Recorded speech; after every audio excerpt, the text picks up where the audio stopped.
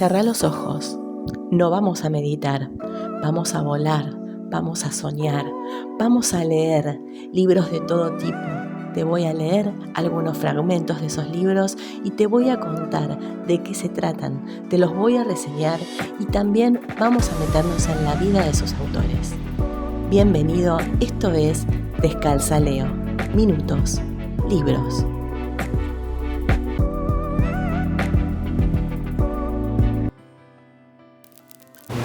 ¿Es posible que un ser humano sea capaz al mismo tiempo de lo peor y de lo mejor? De eso nos habla esta novela que te traigo hoy, de la escritora vietnamita Kim Thuy. Ella nos va a contar, en un texto de alrededor de 200 páginas, que no existen las pasiones puras, que el odio más recalcitrante puede estar entreverado con el amor más genuino. Lo va a hacer a través de capítulos cortos. Te voy a leer uno de esos capítulos. Ella, a través de esos textos, desgrana la tragedia del pueblo vietnamita hasta nuestros días, desde la llegada de los colonos que explotaron las plantaciones de caucho. Una tragedia que continuó con aquello que los estadounidenses llaman Guerra de Vietnam y los vietnamitas Guerra estadounidense. Ella se va a apoyar en sus relatos en un material documental y en los testimonios de aquellos que vivieron la guerra, en el lado asiático.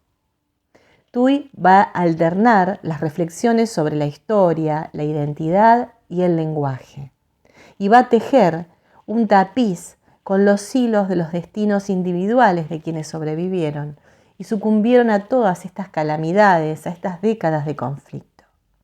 Vamos a ver así jirones de memoria colectiva. Y personal, personas que están llenas de luces y de sombras.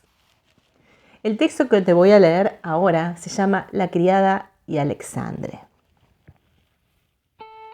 La criada de Alexandre había tenido que esperar más de 2 décadas para acceder al puesto de niñera cuando nació Tam. Era la única en haber atravesado las tempestades externas e internas, las tristezas sin fondo, los excesos sin razón de su amo.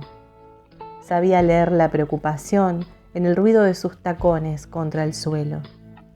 Solo ella sabía medir el peso de su nostalgia y su resistencia a echar raíces en Vietnam.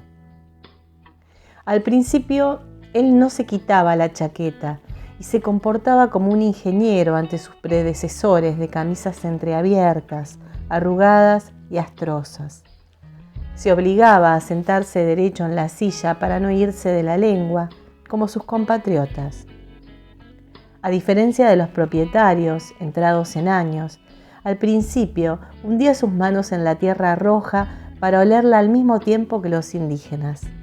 Sin embargo, a un ritmo lento y pernicioso, su cuerpo empezó a imitar el de sus semejantes. Inconscientemente fue dejando poco a poco que su mano se abatiera sobre las nucas rígidas de los coolies, a los que regañaba por el descenso en la producción, en lugar de examinar las raíces envenenadas de los árboles. Convertido en un viejo guerrero curtido por los monzones, las incertidumbres financieras y la desilusión, cada vez se parecía más a los demás propietarios. La niñera había entrado a su servicio a los 15 años. Era una niña madre separada de su hijo. Al principio fue la criada de la criada de la criada jefe. Era la última en comer los restos de las comidas, a pesar de ser ella la que había desplumado el pollo, limpiado las escamas del pescado, picado la carne de cerdo con cuchillo. El día en que se marchó, su superiora inmediata heredó la tarea de ocuparse de la habitación de Alexandre, es decir, el contenido de velar por el descanso de su amo sin hacerse notar. Solo con examinar los pliegues de la sábana era capaz de decir cuáles eran los días en que las preocupaciones habían inmovilizado a Alexandre en el borde de la cama, sentado con la cabeza entre las manos. Por su presencia de cabellos color ébano y por los lugares en que estos se encontraban, casi podía describir la coreografía del juego amoroso. Los años que había pasado a la sombra de Alexandre le habían servido para conocer y hacer suya la lógica que éste seguía para esconder una parte de sus ahorros. Se había convertido en la guardiana del gran libro vacío de páginas, pero lleno de fajos de billetes y de anillos de oro, ensartados en una cadena también de oro de 24 quilates. A diario, echaba un vistazo a la lupa dura para borrar las huellas de los dedos de Alexandre.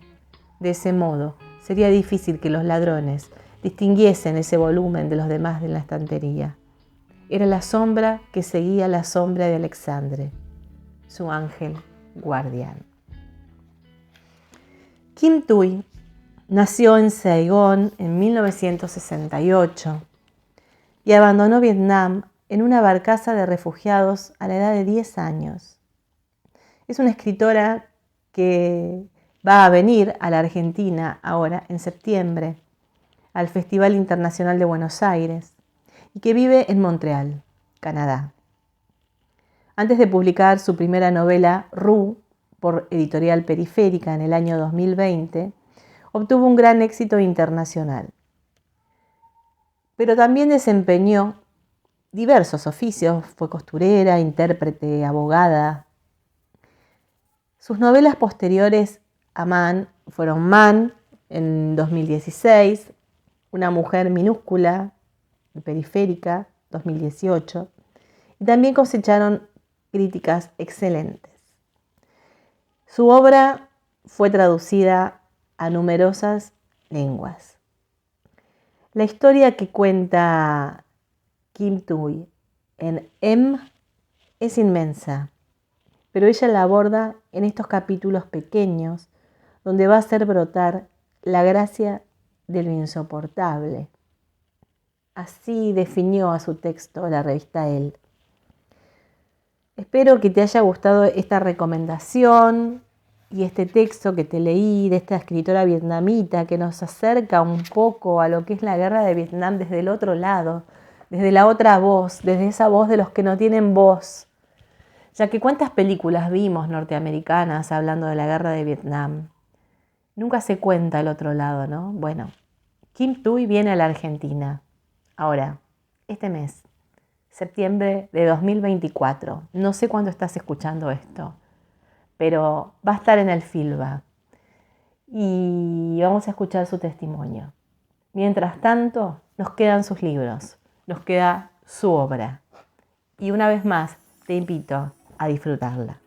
Espero que te haya gustado esta recomendación. Nos encontramos en las demás redes, Instagram, TikTok, YouTube, Tips, X, Facebook. Y como siempre te digo, nos estamos encontrando con más lecturas. Chau, chau.